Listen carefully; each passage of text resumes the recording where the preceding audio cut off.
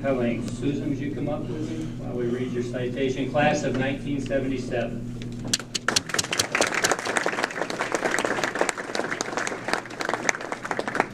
Susan Rohrbach Hellings was a pioneer for women's sports at Houghton College, and it all started in New Jersey with three older brothers who let her play sandlot football with them if she promised not to cry, and if she quit, she couldn't come back and play. Growing up in the 1960s, there weren't many organized youth leagues, so her love of sports was nurtured through her countless hours of playing any sport possible with anyone who wanted to join. The life lessons she learned during those times are what carried her through her life, and specifically her time at Houghton. In 1970, she started attending Houghton Academy, where she played basketball and was also introduced to soccer. She says, "I appreciated soccer because I could run fast, kick hard, use my head, and push a little." Along with her sister Peg Rohrbach Schrum, Susan's teams dominated in soccer and basketball throughout high school. She also played volleyball and ran track and field. Houghton College was a familiar place for Hellings, as the collegiate teams shared a gym with them at the academy. It was a natural choice for Susan to continue her education here at Houghton. She entered as a math major in 1973. Hellings definitely wanted to continue her basketball career, but also became more and more interested in volleyball, although somewhat unfamiliar with the sport. She recalls, before the age of women's athletic scholarships, recruiting, and resumes, we were all walk-ons. It was nerve-wracking. She tried out for both varsity teams, earned a spot, and definitely started making her mark. She saw much success as a two-sport athlete. She was a natural at volleyball, and one of her fondest memories was defeating Brockport in 1974 for the AIAW, which stands for the Association for Intercollegiate Athletics for Women, sectional title. They won in the fifth set by a score of 15-0, with Susan as the starting hitter for the entire season. They then went on to the New York State tournament and took second place. She played volleyball for 3 of her 4 years at Houghton.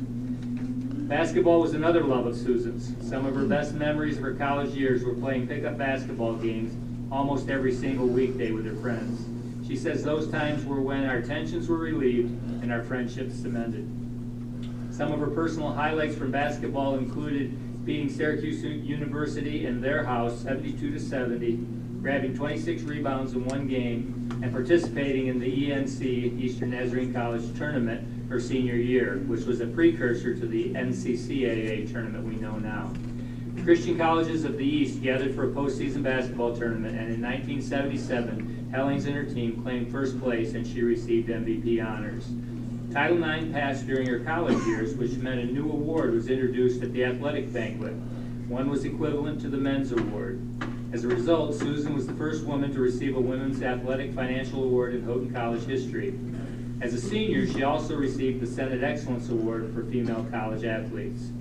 After Houghton, Hellings taught high school mathematics for the next 4 years and volunteered with several of the girls' sports teams. After getting married and having children, she began teaching developmental math courses part-time at her local community college and did that for the next 20 years. She has a huge passion for coaching, teaching, and mentoring. Her sister and teammate, Peg Schrum, became an executive committee member in the newly formed NCCAA Women's Volleyball Association and asked Susan if she could name a new award that the association was forming after her. The award recognizes student athletes that are exceptional athletes, but also show exceptional leadership, academic performance, and Christian character. It is officially called the Susan R. Hellings Award and is still given out today for an NCCAA Division I volleyball player. Hellings reflects on this honor and says, "I am thankful God is raising up more women every year as coaches and players who want to love Him with all their hearts, minds, soul, and strength." Hellings continues to live in the same New Jersey hometown she grew up in and raised her family in. She made 3 trips to Africa to help her missionary sister and 4 trips to Alaska to help her missionary son. At home, she teaches Bible studies, serves on the church board, and on her local Habitat for Humanity board. She likes to be outside walking, hiking, kayaking, biking, and traveling to new cultures and places. She has 1 granddaughter who she loves to visit and hopes becomes a young woman of excellence someday.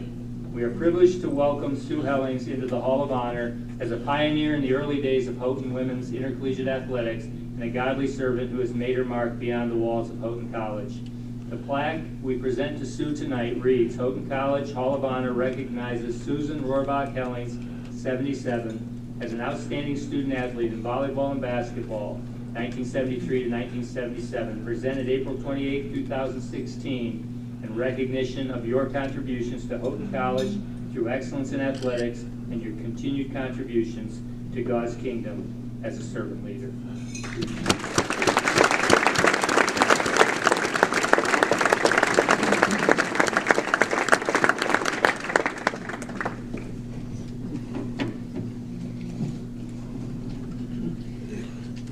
Thank you, and thank Houghton College for all that they have been in my life, not only with the athletics, but academically and spiritually and socially. But the Houghton College press release that was out on Facebook, and then Skip just mentioned it again, labeled me as a pioneer. And that prompted a lot of comments from my friends and my family. Several friends wanted me to wear a bonnet, a la Little House on the Prairie, you know. And other folks just asked details about what were things like back then. You perhaps haven't given much thought to women's athletics, or men's for that matter, needing any pioneering. When I was about your age, my mother told me that my grandfather, who was born in 1893, had played catcher for years on the baseball team. I didn't ask any more questions, and I wish now that I knew more about him. And I remember when I made my junior high field hockey team, the first organized sports team available for me, that my mother told me she was chosen for a college All-American field hockey team in 1939. They played a team from England, but I never asked more about that. I bet in the 100 years since my grandfather played, or the 75 years since my mother played, lots of things have been pioneered, and details have been lost for the lack of an asking. I realized all this when Jason Muker wrote and asked me to answer questions about my 40-year-old Houghton College experience. And it prompted me to remember and enjoy, and I wanted to share some of the details with some of the folks who were asking me about being pioneers, and perhaps some of you young folks. Skip mentioned in my elementary years in the 1960s, there weren't extensive youth sports leagues, so our neighborhood friends gathered for pickup games, mostly basketball, football, baseball, run the bases, sled races, anything we could make up. We didn't know about soccer or lacrosse at all. Volleyball was a game for picnics, and tennis and golf were mostly for the wealthy. No parents, no coaches, no officials, so democracy ruled. If the teams we picked weren't fair, the other team quit or wouldn't come back the next day, so we kept it fair. We learned to be adaptive and inclusive. We made necessary concessions because we had a deaf friend, Dickie Grantham, who wanted to play. And no one ever suggested that us girls couldn't play with the boys. When I made my junior high basketball team, I had to learn the 6-player format for women's scholastic teams. That's 2 forwards in the front, offensive half, 2 guards in the back, and 2 rovers who were allowed to run back and forth across the line. Wow, that wasn't like the neighborhood games, and I'm glad we pioneered out of that kind of game. When I came to Houghton Academy, the county high schools had started soccer for men and women. So even though I didn't know anyone who had ever played before, we all had a great time learning that. Unfortunately, it was many more years before women's collegiate soccer was pioneered. During my academy years, Allegheny County also had a 1-day workshop and round-robin tournament where we learned the game of indoor volleyball. So I entered Houghton College with 1 day's competitive experience and had a blast learning from much more experienced upperclassmen. My Houghton College athletics experiences are some of the highlights of my life, but there were some things that needed pioneering I'd like to mention. We weren't excused from science labs for games, and you couldn't make up labs if you missed them for any kind of athletic. So that sort of influenced my decision to switch from a science major to a math major. There was no recruiting, no scholarships, no summer camps, no meeting with the coach or team before coming. Everyone was a walk-on. But the same was true of Brockport, Niagara, Canisius, UB, and Syracuse. So there really was parity, and this allowed us to be very successful against all those schools. Typical of the era, we had one woman who coached both volleyball and basketball, and softball the one year we did that. She had no assistants, no managers, and no trainers. And since we only had one 15-passenger van, she often drove it herself to give us more room for all the equipment and the players. A Herculean effort, and not the way the men's programs were run. Uniforms. You saw one of the men's. My freshman year, we had one purple shirt and one purple pair of shorts, which we used for both volleyball and basketball. The next year, we got a white shirt, and we had a warm-up suit. They lasted all 4 years, my whole career. I don't know when they might have replaced them later. Each player was responsible for all their own laundry. The Houghton College gym was named Bedford. Perhaps you've seen a picture of that. It was so small, it fit right between the front of this building and the sidewalk that goes around the quad, and that was lengthwise, the court.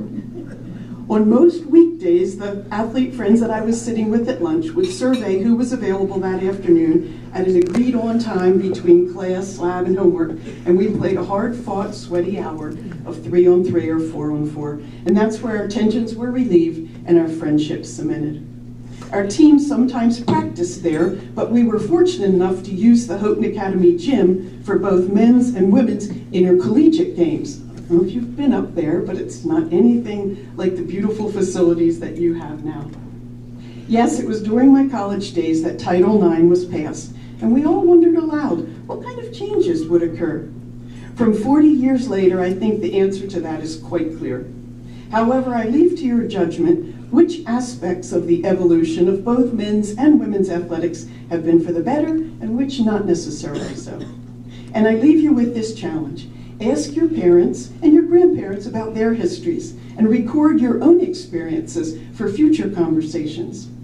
Then the changes will be documented and the shared and timeless pleasures will be preserved. Crisp autumn days when your feet just want to practice corner kicks. The gym door opening and your ears hearing the basketballs bouncing. Pulling down a rebound and passing it to your roommate. Watching your sister ace yet another serve. Exhaustion after giving coach everything you have.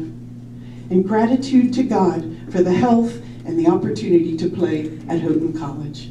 God bless you all and enjoy.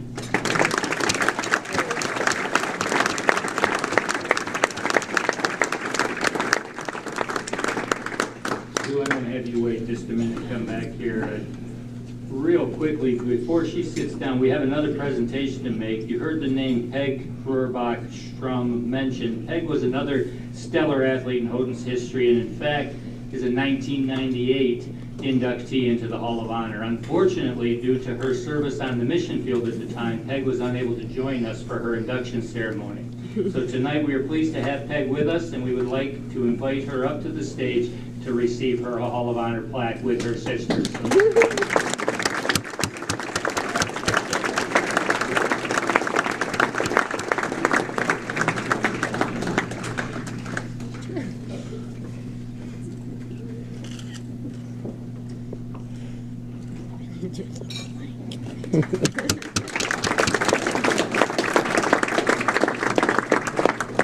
Our third and final inductee tonight